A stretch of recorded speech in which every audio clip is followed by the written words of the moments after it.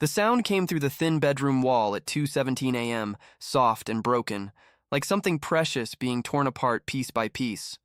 I had been lying awake for 20 minutes, staring at the ceiling and thinking about the college acceptance letter I'd hidden in my dresser drawer when I heard it, the unmistakable sound of my mother crying. Not the quiet sniffling that comes with sad movies or touching commercials, but the deep, wrenching sobs that come from a place so private you're not supposed to hear them. The kind of crying that happens when someone thinks they're alone with their pain, when the strength they show the world finally cracks under the weight of everything they've been carrying. I pressed my ear against the wall that separated our bedrooms and listened to the strongest person I knew falling apart at 2 a.m.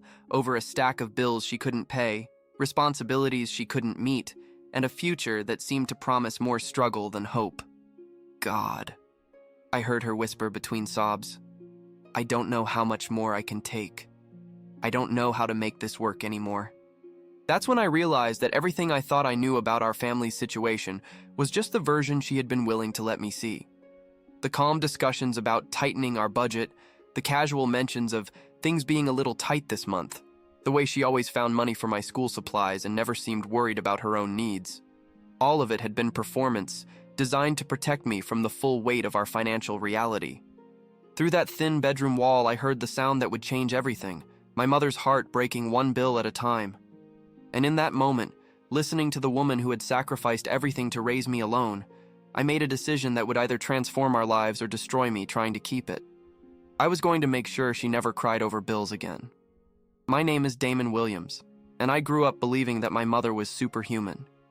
At 36, Keisha Williams worked 2 jobs, managed our household finances, helped me with homework, attended every parent-teacher conference, and somehow always found energy to ask about my day and listen to my problems as if she didn't have any of her own. She had been 17 when I was born, younger than I was now, abandoned by my father before she even knew she was pregnant. But instead of seeing my birth as the end of her teenage dreams, she had treated it as the beginning of her purpose. Every decision she made, every sacrifice she endured, every opportunity she passed up was filtered through a single question. What's best for Damon? The stories she told about my early years were always framed as adventures rather than hardships. The time we lived in her grandmother's garage while she finished high school was our cozy little apartment. The years when dinner was often just rice and beans were when we discovered our favorite comfort food. The holidays when presents were limited to things she could make or find at thrift stores were when we learned that the best gifts are the ones that come from the heart. But as I got older, I began to understand the weight of what those adventures had actually cost her. The full scholarships she had turned down because college would have meant less time earning money to support us. The relationships she had ended because dating was a luxury she couldn't afford when every free hour needed to be spent working or taking care of me. The dreams she had deferred so consistently that eventually she stopped mentioning them altogether. Now she worked as a certified nursing assistant at a local hospital, pulling 12-hour shifts that left her exhausted, but provided steady income and health insurance. When that wasn't enough to cover our expenses, she cleaned houses on weekends and picked up extra shifts whenever they were available.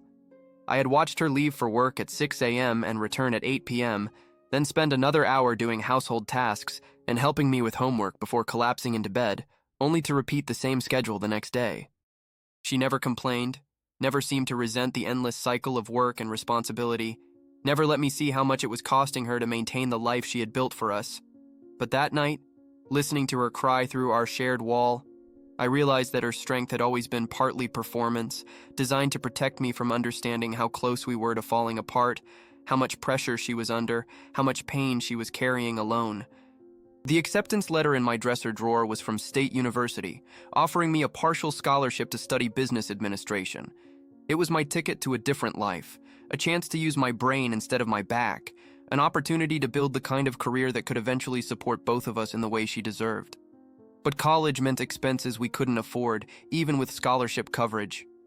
It meant 4 years of her supporting both of us on her income alone, 4 years of the financial pressure getting worse instead of better, 4 years of her sacrificing even more so that I could have opportunities she had never been able to pursue. The more I thought about that acceptance letter, the more it felt like another burden she would carry, rather than the solution to our problems that I had imagined it would be. Have you ever listened to someone you love break apart when they thought no one could hear them? When you realized that all their strength was just performance for your benefit, that they had been protecting you from the full weight of their pain because they loved you too much to let you carry it with them. That's where I found myself at 18, pressing my ear against a bedroom wall and understanding for the first time that my mother's superhuman strength was actually just human strength. Stretched to its absolute limit, held together by love and determination, and the refusal to let her son see how close she was to breaking. The financial reality of our situation was brutal in its simplicity. Mom's income as a nursing assistant was $14.50 per hour, which amounted to roughly $2,300 per month after taxes when she could work full-time hours. But full-time hours weren't always available, and when they were, they often required her to work double shifts that left her too exhausted to pick up the weekend cleaning jobs that provided essential supplemental income. Our rent was $850 per month for the small 2-bedroom apartment we had called home for the past 5 years. Add utilities, groceries, gas, insurance, and the minimum payments on the credit cards she had used to cover emergencies over the years, and our monthly expenses consistently exceeded her income by $200, $400, depending on whether any unexpected costs arose. The gap was filled through a combination of strategies that I was only beginning to understand. Sometimes she would pick up extra shifts and cleaning jobs, working 60 or 70 hours per week to generate additional income. Sometimes she would delay paying certain bills, rotating which ones got priority each month and hoping that none of the companies would cut off service before she could catch up. Sometimes she would sell things, jewelry that had belonged to her grandmother, electronics she had saved up to buy for herself, even clothes that were still in good condition, but which she could replace with thrift store alternatives. The laptop she had bought for me to use for school was actually a replacement for one she had sold to pay for groceries during a particularly difficult month. The credit cards that were supposed to be for emergencies had become a regular part of making ends meet, but the minimum payments on increasing balances were consuming a larger percentage of her income each month. What had started as occasional necessity was becoming a cycle that seemed impossible to break. The calculator didn't lie, but it also didn't account for love, determination, or an 18-year-old's promise. The most heartbreaking part of understanding our financial situation was realizing how much effort Mom put into hiding it from me. She would wait until I was asleep or out of the house to have conversations with creditors about payment plans and extensions. She would study bills and bank statements when I wasn't around, trying to solve mathematical problems that had no good solutions. When I asked about money, whether we could afford something I wanted, whether I should get a job to help with expenses, whether college was really financially feasible, she would always reassure me that everything was under control, that I should focus on my studies and let her worry about adult responsibilities. But I was 18 years old, legally an adult myself, and the more I observed our daily life, the more I realized that her "everything is under control" was actually, "I'm doing everything I can to maintain control over a situation that's slowly spiraling beyond my capabilities." She would come home from 12-hour shifts at the hospital and immediately start dinner, helping me with homework, asking about my day as if her own day hadn't been spent dealing with other people's pain and medical crises. She would smile and laugh and make jokes about being tired, but I could see the exhaustion in her eyes, the way her shoulders sagged when she thought I wasn't looking. The pride that had carried her through 17 years of single motherhood was also preventing her from asking for help when she needed it most. She would never borrow money from family members who might be able to assist us, would never apply for government assistance programs that might provide relief, would never let anyone in our community know how much she was struggling. "We're not charity cases," she would say, when I suggested that there might be resources available to help us. "We're capable of taking care of ourselves." But capability and sustainability weren't the same thing, and I was beginning to understand that her determination to handle everything alone was both her greatest strength and her biggest vulnerability. The night I heard her crying was a Tuesday in March, after she had spent the previous weekend picking up extra cleaning jobs instead of resting, trying to generate enough additional income to cover the utilities that were past due and the rent that would be due the following week. She thought I was asleep when she sat at our small kitchen table with the bills spread out in front of her, calculator in hand, trying to make impossible mathematics work out to something sustainable. I had gotten up to get a drink of water and heard her voice through the closed bedroom door. "God, I don't know how much more I can take," she whispered. her voice breaking with exhaustion and despair. "I'm working as hard as I can, but it's never enough. Every month gets a little harder, and I don't know what I'm going to do if something goes wrong." I stood frozen in the hallway, holding an empty glass, listening to the woman who had been my hero my entire life admit that she was drowning. "I'm so tired," she continued, talking to God or herself or the empty room. "I'm so tired of pretending that everything is okay when everything is falling apart. I don't want Damon to know how scared I am, but I don't know how to fix this anymore." That's when the crying started. Not the composed tears of someone who was sad, but the desperate sobs of someone who had been carrying too much for too long and had finally reached the point where the weight was too much to bear. I went back to my bedroom and lay in bed, listening to her cry through the wall that separated us, understanding for the first time that my mother's strength had limits, that her love for me couldn't solve the mathematical realities of poverty, and that all her sacrifices were creating a burden that was slowly destroying the person who had given me everything. That night, we both stopped pretending, and I made a promise that would either save us or destroy me trying. The conversation happened the next morning, over coffee that was more water than grounds because we were running low and payday was still 3 days away. Mom was getting ready for work, moving through her morning routine with the efficiency that comes from years of practice, but I could see the exhaustion in her eyes, the weight she was carrying that had nothing to do with physical tiredness. "Mom," I said, looking up from the college acceptance letter I had finally pulled out of my dresser drawer, "I heard you last night." She froze, coffee mug halfway to her lips, and I watched her face cycle through surprise, embarrassment, and the instinct to deny or minimize what I had witnessed. "Damon, baby, I don't know what you think you heard, but I heard you crying about the bills," I said gently. "I heard you tell God that you don't know how much more you can take. And I heard you say that you're scared." Mom set down her coffee mug and stared at the table, her shoulders sagging as the facade of strength she had maintained for 18 years finally cracked completely. "I didn't want you to know," she whispered. "I didn't want you to worry about things that aren't your responsibility. Mom, you've been my responsibility since the day I was old enough to understand what you were sacrificing for me. And I've been useless, letting you carry everything alone while I focused on homework and college plans and my own future." She looked up at me with tears in her eyes. "Your future is the only thing that matters. Everything I've done, every sacrifice I've made, has been so that you could have opportunities I never had. You're not supposed to worry about bills and money and adult problems. You're supposed to be 18 and excited about college and focused on building a life that's better than this." I took her hands across the table. "Mom, what if I told you that there was a way for me to build that better life while also making sure you never have to cry over bills again?" She shook her head. "Baby, you can't fix this by getting a part-time job or skipping college. The problems we're facing are bigger than anything you can solve with good intentions and teenage wages." "You're right," I said. "But what if I'm not talking about teenage wages? What if I'm talking about building something substantial enough to change our entire situation?" Mom looked at me like I was suggesting something impossible, which I guess I was. "Damon, you're 18 years old. You can't possibly earn enough money to support both of us and still have time for college and a normal life." "Maybe," I said, "but I can try. And maybe trying is better than watching you break apart piece by piece while I sit in classrooms studying theories about success instead of actually creating it." That's when I made the promise that would change both our lives. "Mom, I need you to listen to me. Really listen. You will never cry over bills again. I don't know exactly how I'm going to make that happen, but I'm going to figure it out. You've spent 18 years taking care of me, and now it's my turn to take care of you." She looked at me like I had promised to move mountains, not realizing I was already planning to do exactly that. "Baby," she said, crying again, but differently this time, "you can't make promises like that.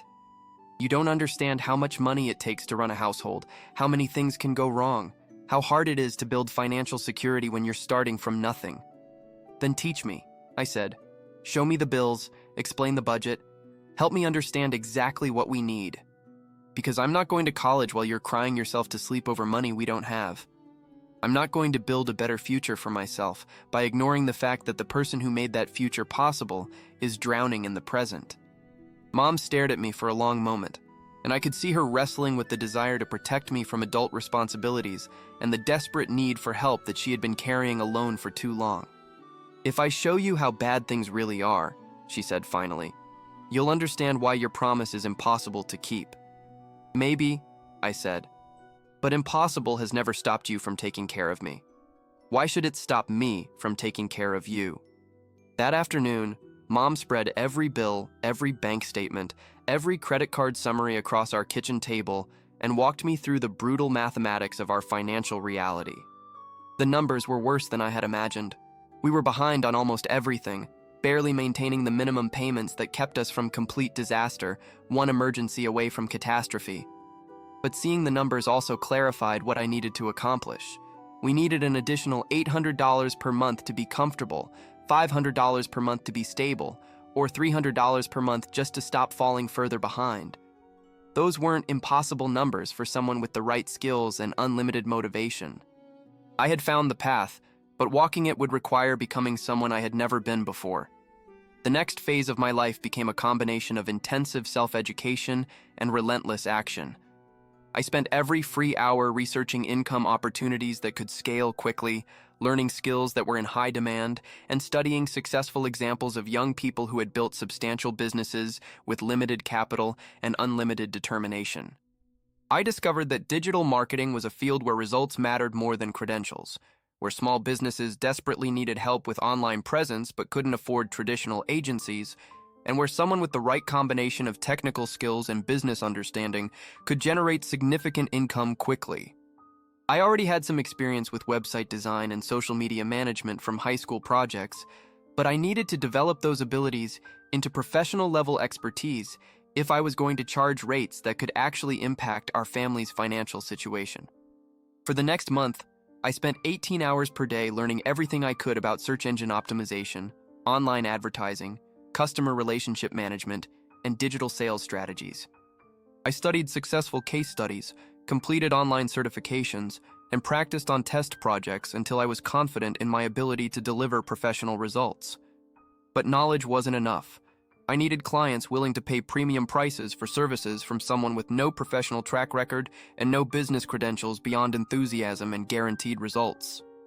I started by offering free website audits to local businesses, identifying specific problems with their online presence, and proposing comprehensive solutions that would drive measurable increases in customer engagement and sales. The audits served as both marketing tools and opportunities to demonstrate expertise before asking for paid projects. The first business owner who agreed to hire me was Maria Rodriguez, who owned a small restaurant that was struggling to compete with chain establishments and online delivery services. Her current website looked like it had been built 10 years earlier. She had no social media strategy, and most potential customers didn't even know her restaurant existed. "Damon," she said after reviewing my proposal, "you're asking me to pay $20,500 for a complete digital overhaul, but you're 18 years old with no professional experience. How do I know you can actually deliver what you're promising?" "Because," I said, "I guarantee that your online orders will increase by at least 150% within 60 days, or I'll refund every penny and continue working on your project for free until you're completely satisfied with the results." The guarantee was risky. If I failed to deliver measurable results, I would lose money and time while potentially damaging my reputation before my business even got started. But it was also the only way to overcome the skepticism that business owners naturally felt about hiring someone my age for substantial projects. Maria agreed to the project, partly because the guarantee eliminated her financial risk, but mostly because she was desperate enough to try something different, and my enthusiasm convinced her that I would work harder than established competitors who treated her account as routine rather than crucial. Every no taught me something about what yes would require, and I was ready to pay any price. The work on Maria's restaurant project became my education in what it really meant to deliver professional results under pressure. I spent 16 hours per day for 2 weeks completely rebuilding her online presence, learning new skills in real time as each challenge arose, and discovering that the difference between amateur and professional work was attention to details that customers might never notice, but which determined whether marketing efforts succeeded or failed. The website I created wasn't just visually appealing, It was optimized for search engines, integrated with online ordering systems, and designed to convert visitors into customers through carefully crafted content and strategic placement of calls to action. The social media strategy wasn't just posting pictures of food. It was targeted advertising campaigns that reached local customers who had shown interest in similar restaurants, promoted special offers during slow periods, and built genuine community engagement around the restaurant's brand. But the most important element was measurement and optimization. Every change I made was tracked through analytics that showed exactly how it affected customer behavior, and I continuously adjusted strategies based on real-world results rather than theoretical best practices. When Maria's online orders increased by 287% in the first month, word spread quickly through the local business community. Restaurant owners started calling other restaurant owners, retail store managers talked to their industry contacts, and service providers began asking their colleagues about the kid who was apparently helping businesses dramatically increase their customer base through some kind of internet expertise they didn't understand, but definitely wanted. Within 3 months, I had 12 active clients paying between $1,500 and $4,000 per month for various combinations of website management, social media marketing, and online advertising services. More importantly, I was generating enough monthly income to cover our family's expenses while building a client base that created sustainable long-term revenue. But the real breakthrough came when I met Patricia Chen, who owned a chain of 3 fitness studios and was looking for someone to completely transform her company's digital marketing strategy. "Damon," she said during our initial consultation, "I've worked with 2 different marketing agencies over the past 3 years, and neither of them generated results that justified their fees. Why should I believe that someone your age can succeed where experienced professionals have failed?" "Because," I said, "those experienced professionals treated your business like just another account to manage. For me, this isn't just another account. This is proof that I can keep a promise I made to my mother about never letting her worry about money again." Patricia was impressed by my honesty and motivated by the guarantee I offered, but she was also intrigued by the intensity of my personal motivation. "Tell me about that promise," she said. I explained our family's financial situation, the night I had heard Mom crying over bills, and the commitment I had made to ensure she never had to experience that kind of stress again. I talked about using my business success to prove that age and credentials matter less than results and determination, and about understanding that the most powerful motivation comes from having something more important than money at stake. "Your mother raised someone special," Patricia said, after listening to my entire story. "I'm going to give you an opportunity to prove that special translates into results." The contract she signed was for comprehensive digital transformation services totaling $8,000 per month, enough to completely change our family's financial trajectory and provide the foundation for expanding my business to levels I had never imagined possible. This wasn't just about making money anymore. It was about proving that a son's love could become a mother's security. The work with Patricia's fitness studios required everything I had learned about digital marketing, plus capabilities I had to develop specifically for her industry and business model. Her challenge wasn't just attracting new customers, it was retaining existing members, optimizing class schedules based on demand patterns, and building community engagement that justified premium pricing in a competitive market. I spent 6 weeks developing a comprehensive digital ecosystem that integrated her website, mobile app, social media presence, customer relationship management system, and online advertising campaigns into a cohesive strategy that treated each customer interaction as part of a larger relationship rather than isolated transactions. The website became a hub for class scheduling, fitness goal tracking, nutrition guidance, and community features that kept members engaged between visits. The mobile app provided personalized workout recommendations, progress tracking, and social challenges that gamified fitness goals. The social media strategy showcased member success stories, promoted specialized classes, and built authentic community around shared health and wellness objectives.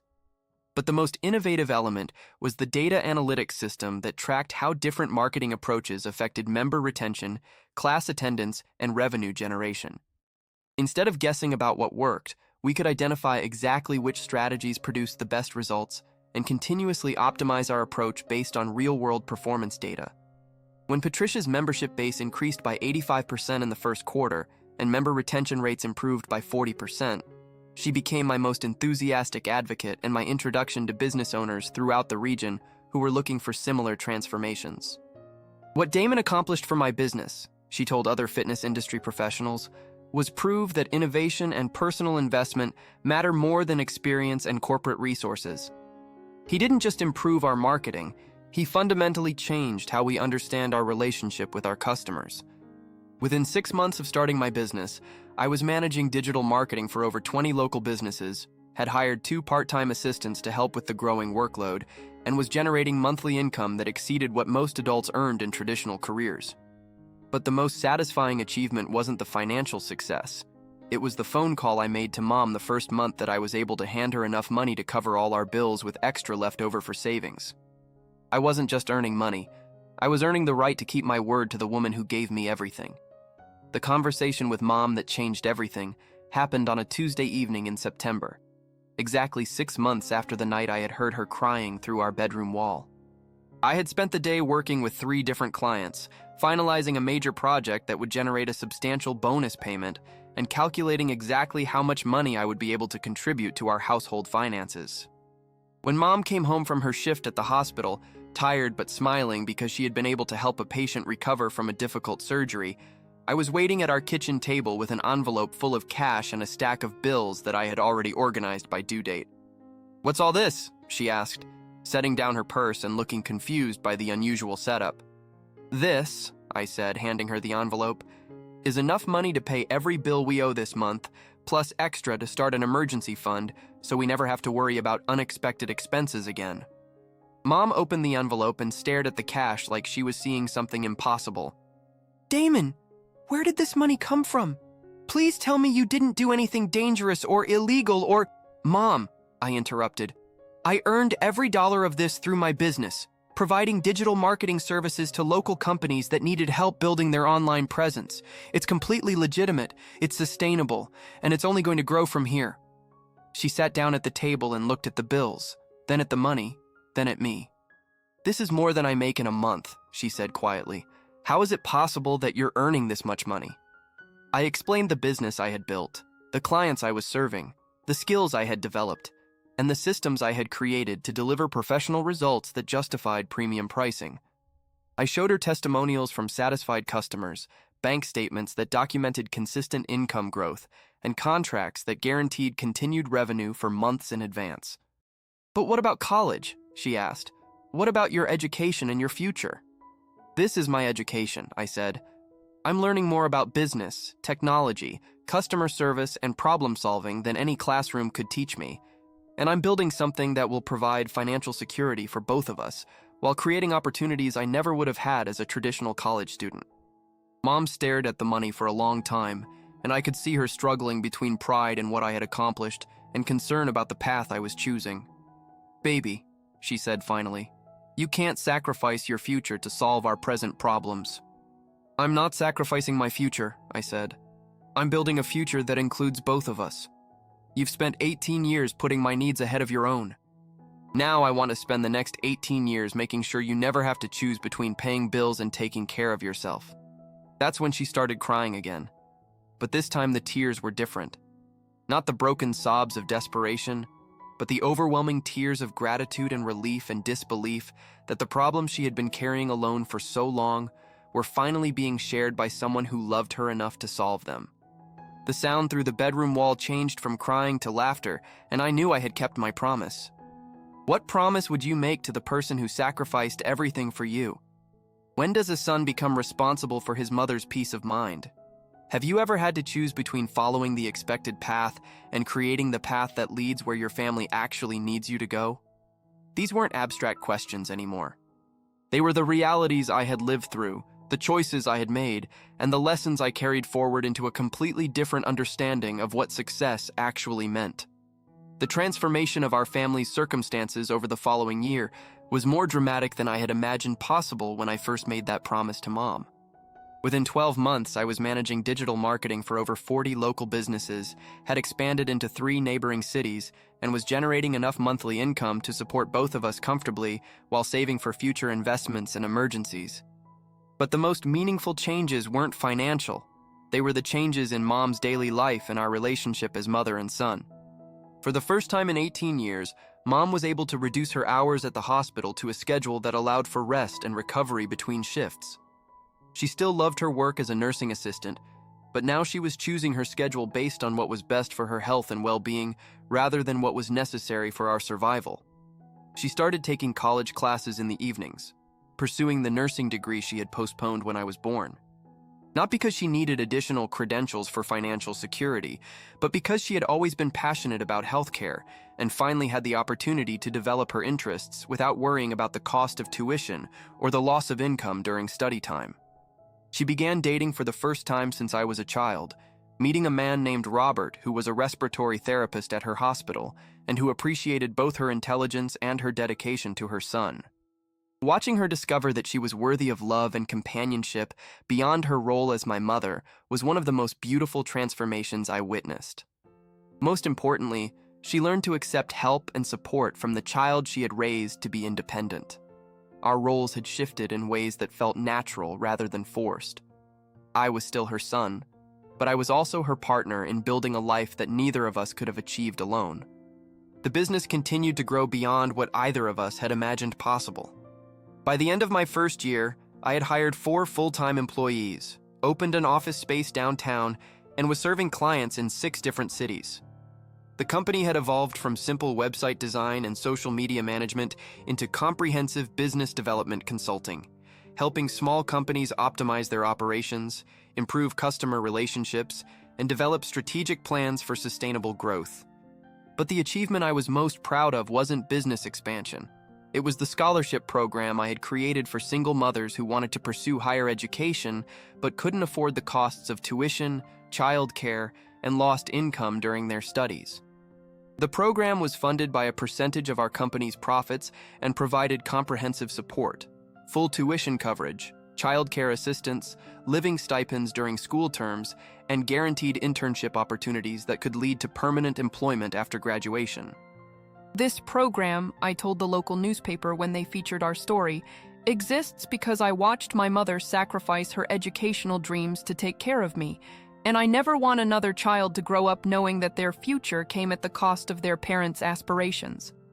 Mom was the program's first recipient, earning her nursing degree with honors while working reduced hours and watching her son build something that created opportunities for other families facing the same challenges we had overcome. 2 years after hearing Mom cry through our bedroom wall, I was invited to speak at the annual conference of the Regional Small Business Association about entrepreneurship and family-centered business development. Standing at that podium, looking out at an audience of business owners and community leaders, I thought about the journey that had brought us from late-night tears over bills to a life built on financial security and mutual support. 2 years ago, I began. I was lying in bed listening to my mother cry over bills she couldn't pay, and I made a promise that seemed impossible to keep, that she would never have to worry about money again. What I learned is that impossible promises become achievable goals when they're motivated by love and backed up by relentless action. I talked about the importance of identifying skills that could create immediate value for people facing urgent problems, about understanding that age and credentials matter less than results and guarantees, about recognizing that the most powerful business motivation comes from having something more important than money at stake. The most successful businesses, I continued, aren't built by people trying to get rich. They're built by people trying to solve problems that matter to them personally. When your success is tied to someone else's well-being, you find reserves of energy and creativity that you never knew you possessed. I outlined strategies for young entrepreneurs who wanted to build businesses that could support their families while creating value for their communities, emphasizing the importance of service over sales, relationships over transactions, and long-term value creation over short-term profit maximization. Success, I concluded, isn't about achieving your own dreams. It's about using your achievements to help other people achieve dreams they thought were impossible.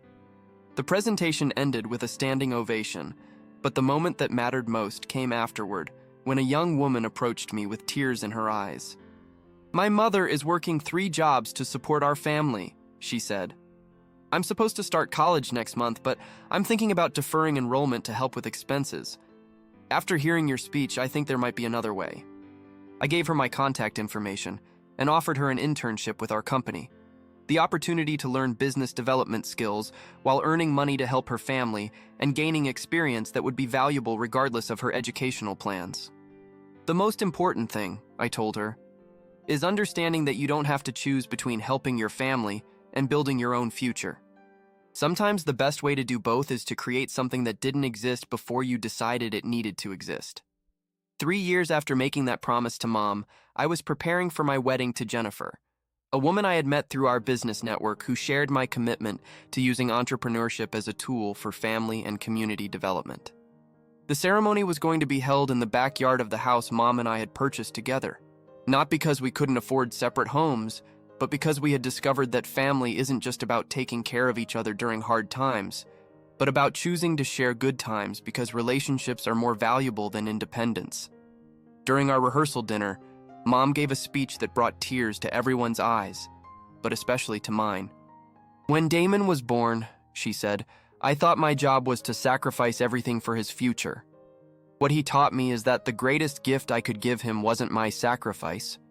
It was raising him to be someone who would choose to share his success rather than pursue it alone. She looked directly at me. 18 years ago, I was a 17-year-old girl who thought her life was over because she was going to be a single mother. Tonight, I'm a 35-year-old woman who understands that my life actually began the day I decided that love was more important than fear, that potential mattered more than circumstances, and that the best investment I could make was in the character of the person I was raising. The applause was generous, but what meant the most to me was the conversation Mom and I had later that evening, sitting on the porch of our shared home, talking about the journey that had brought us from crisis to celebration. Do you ever regret not going to college right after high school? She asked. Do you wonder what would have happened if you had followed the traditional path instead of choosing to build something unprecedented? I thought about that alternate timeline for a moment. 4 years of college, while Mom continued working herself to exhaustion, graduating with debt and credentials but no real-world experience, entering a job market where I would be competing for positions rather than creating them. I think, I said finally, I would have learned a lot about theories of success, but I never would have discovered what it actually feels like to transform someone else's life through your own actions. I never would have understood that the most valuable education comes from being responsible for results that matter to people you love. Mom nodded. What you built didn't just change our financial situation, it changed how I understand what's possible. You showed me that problems that seem permanent can be temporary if someone is willing to work hard enough to solve them. What's the most important thing you want me to remember as I start my own family? I asked. Mom smiled. That the greatest inheritance you can give your children isn't money or security. It's the example of someone who chose love over fear, action over complaint, and service over selfishness when faced with problems that seemed impossible to solve. 4 years after hearing Mom cry through our bedroom wall, Jennifer and I welcomed our first child, a daughter we named Hope, because she represented everything we had learned about the power of believing in better futures and working to create them. But the moment that brought everything full circle came 6 months later, when I was working late in my home office and heard a sound through the nursery monitor that made me smile instead of worry. The sound of Mom singing lullabies to her granddaughter, her voice full of joy and peace and the security that comes from knowing that love has been translated into action, that promises have been kept, and that the people you care about most are safe. The sound through the bedroom wall had changed from crying to singing, and I knew that the promise I had made to an 18-year-old's determination had become a lifetime commitment to proving that some people are too precious to let suffer when you have the power to help them heal. 5 years after that night when everything changed, I was invited to give the commencement address at the local community college, the same institution where Mom had earned her nursing degree through our scholarship program. Standing at that podium, looking out at graduates who represented every age and background, I thought about the power of promises made in desperate moments and kept through determined action. 5 years ago, I told them, I heard someone I loved breaking apart when they thought no one was listening, and I made a promise that seemed impossible to keep. What I learned is that the most important promises aren't the ones that are easy to make. They're the ones that require you to become someone you never thought you could be in order to keep them. I talked about the importance of listening for the sounds that families make when they think no one is paying attention, about understanding that strength is often performance designed to protect the people we love, and about recognizing that the greatest gift we can give the people who sacrificed for us is proving that their investment in our character was worth more than any inheritance they could have left us. Some of you have heard people you love crying when they thought they were alone, I continued. Some of you have watched parents or grandparents or siblings carry burdens that seem too heavy for any one person to bear. Some of you have felt helpless in the face of problems that seem too big for you to solve. I looked out at faces that represented the same hopes and challenges I had faced at 18, knowing that some of them were carrying responsibilities that society told them were too mature for their age, too complex for their experience. What I want you to understand, I concluded, is that some promises are too important to break, and some people are too precious to let suffer when you have the power to help them heal. The question isn't whether you're old enough or experienced enough or credentialed enough to solve the problems that matter most to you. The question is whether you love someone enough to become the person who can solve those problems. The applause was generous, but the moment that mattered most came afterward, when a graduate named Marcus approached me with his mother, both of them with tears in their eyes. "This is my son," his mother said. "He's been supporting our family since he was 16, working part-time while maintaining straight A's, helping me raise his younger siblings after their father left. He was going to skip college to work full-time, but after hearing your speech, we think there might be another way." I looked at Marcus and saw myself 5 years earlier. Young, determined, carrying responsibilities that most adults would find overwhelming, but convinced that love could be translated into action if you were willing to work hard enough to prove it. "There's always another way," I told him. "The question is whether you're ready to build it." If you believe that some promises are too important to break, that the greatest inheritance you can give someone isn't money, but the proof that their love created someone willing to transform impossible situations through determination and action, and that the most powerful motivation comes from having something more important than success at stake, then this story matters to you too.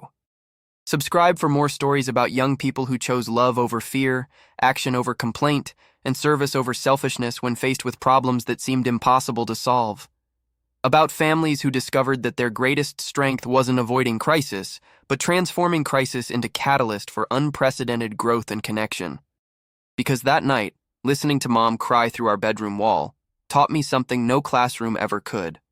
That some sounds are too heartbreaking to ignore, some people are too precious to let suffer, and some promises are too sacred to break, even when keeping them requires becoming someone you never imagined you could be.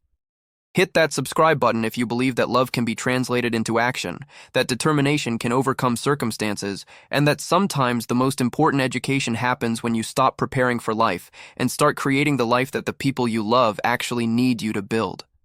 Because some promises are too important to break, and some people are too precious to let suffer when you have the power to help them heal. And sometimes the greatest gift you can give the person who gave you everything is proving that their investment in your character was worth more than any sacrifice they made to nurture it.